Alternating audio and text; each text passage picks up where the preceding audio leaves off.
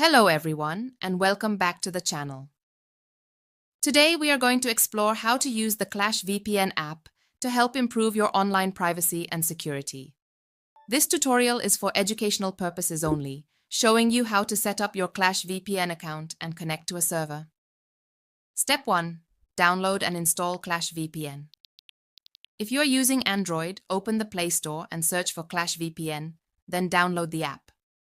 For other platforms, visit the official Clash VPN website to get the correct version. Step 2. Create a Clash VPN account.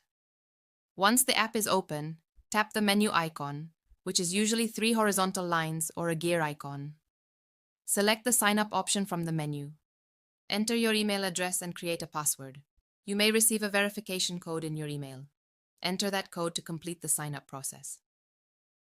Step 3. Choose a server. You will see a list of available servers, which may include free, regular, or VIP options.